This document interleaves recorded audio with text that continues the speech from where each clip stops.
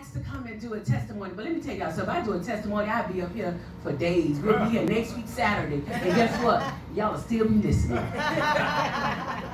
But you know, the church has really kind of gotten away from testimony service lately.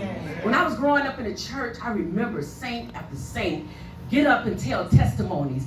They would talk about healing. They would talk about restoration. They would talk about trials, new jobs. They talked about the good and they talked about the bad. Because see, testimony service, it is an advertisement for what God has done in your life.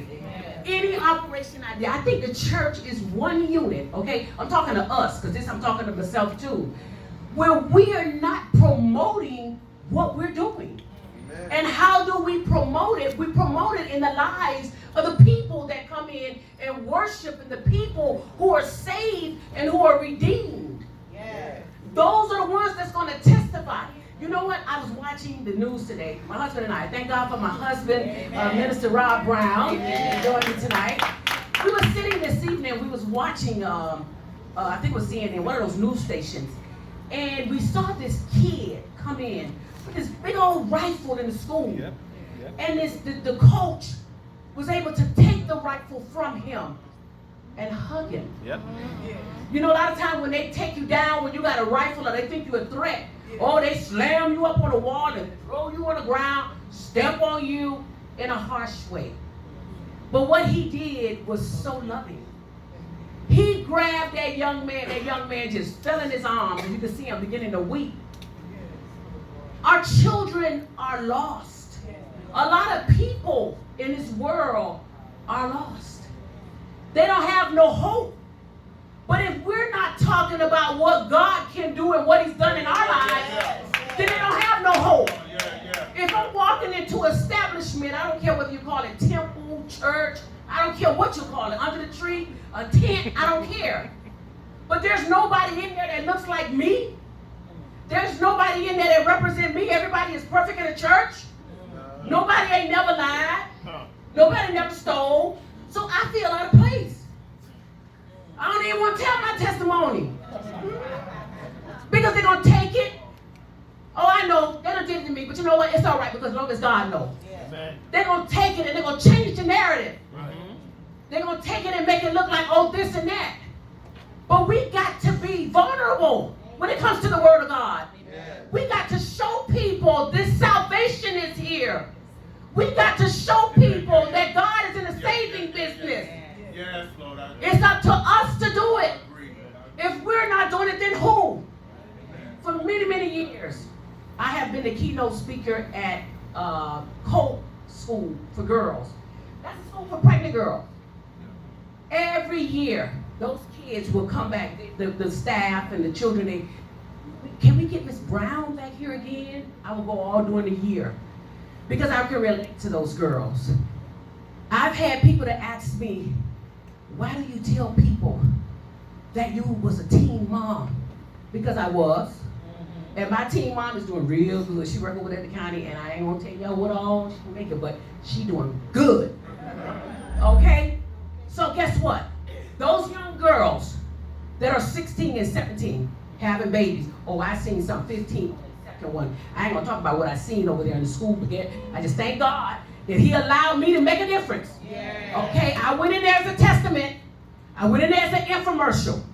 Okay, I go in there with some pictures and I tell them, I say, it's nothing proud about being a teen mom. It's nothing proud about being pregnant and you're not even adult. You're not even grown yet. It's nothing to be proud of. But it's nothing that is going to damn your future. You're not that. That's not damnation.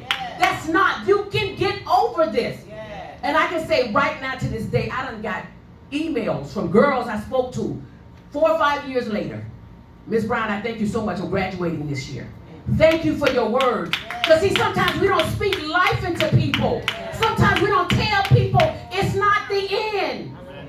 You can overcome this. It's not the end. And guess what? Because of me stepping into that arena, oh, they look at me now. Oh, I ain't never know that about you. I ain't never know that. Everything you hear about me, please don't believe it.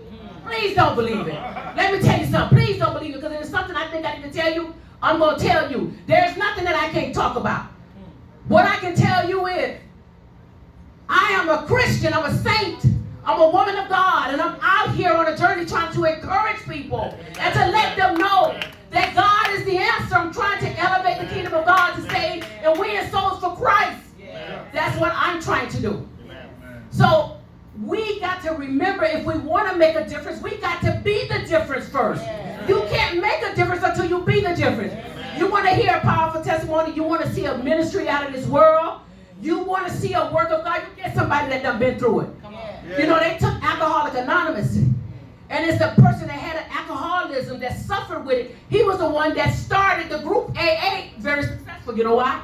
He was able to relate to the people that he was working with. There was nothing about, oh, I ain't going to tell them that I used to drink too. Tell them. Tell them you used to drink. And tell them why you're here. And tell them what you come to do. And tell them where their faith needs to be in God. But when you want to make a difference, you first have to be the difference. And I'm working to be a difference. And I just real quick before I go, I saw where it says share a hug. I was reading, it says about how important hugging is. I remember one day, one Christmas a few years ago, it was Christmas Eve. I got up real early because I wanted to beat the crowds. I wanted to get out before everybody else get out. And I got in my car and I was driving south on I-95 and I got off on 95th Street. And it was rainy, it was cool that morning. When I got off the expressway, I started heading west and I got right to the 7th Avenue. And as I pulled up the 7th Avenue, it was early, about 7 o'clock, 8 o'clock in the morning. And I saw this young man in the road. And he would get down on his knee, he would get up, he would walk over to the cars and look like he's talking to himself. And I'm sitting there, my heart really went out. As a mom, my heart went out. I'm like, oh God, the man, he had to be in his early 20s. I'm like, oh God, look at somebody's son out here. I don't know what y'all think when y'all see their souls, and I look at the heart of it. I'm like, this is somebody's son. I say, Lord, I hope he get out the road, because he gonna be in jail on Christmas Eve and Christmas night. Somebody gonna come get him.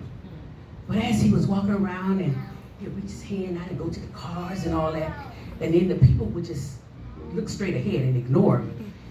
And then after a while, I wouldn't look at him, because I figured if I didn't look at him, he won't see me and I won't see him either. So, but I couldn't shake it. I turned the corner. And as I turned the corner, he's just stayed in my heart, stayed on my mind. So it's a McDonald's. If you know what I'm talking about, it's a McDonald's. When you turn left going south, it's a McDonald's to your right. So I was headed over. I got off the expressway to go get me a coffee to get back on the expressway.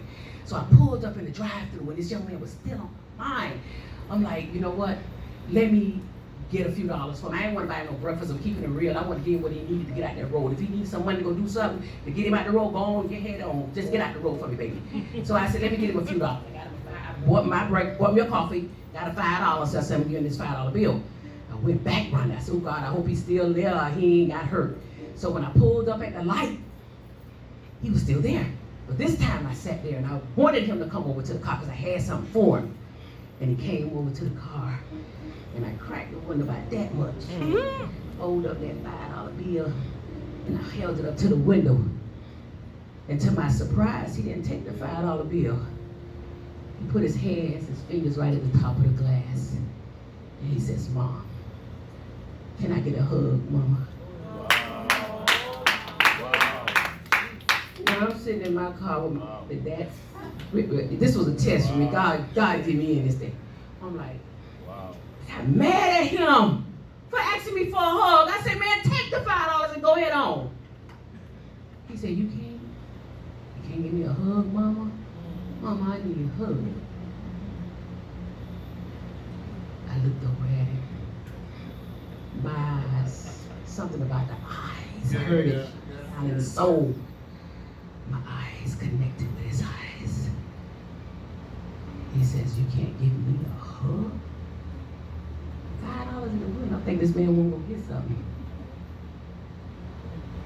I rolled the window down just enough for him to put his arms around my head. And I just felt mad. He took the $5 and he went on down the sidewalk and started walking away. And as I turned the corner, I pulled my car over and wept. I said, forgive me, Lord. It was so easy for me to go in my wallet and get $5 and give it to him.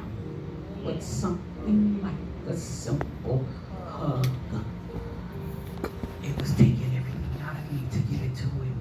Wow. And we want to make a difference. Yeah. We want to make a difference. Wow. We can't do as kingdom family, we can't do what everybody else does. See, everybody else put a drop in a bucket and send a check and drop $1. God requires more of us. Yes. More to do than just give an offering. We got to give our hearts. We got to give hugs. We got to give love. We got to be about our Father business and winning souls for Christ. I'm going to let y'all go. But you know what? Testimony service, I told y'all, it's going to take years for me to tell the things that God has done in my life. So if you want me back, call Mama Joyce. I don't care what I'm doing. I don't care if I'm scheduled on program for anybody. It's a cancellation because Miss Joyce wants me. Mama Joyce wants me. All right, now. Be blessed, everybody. I love you. Hallelujah. Hallelujah. Amen.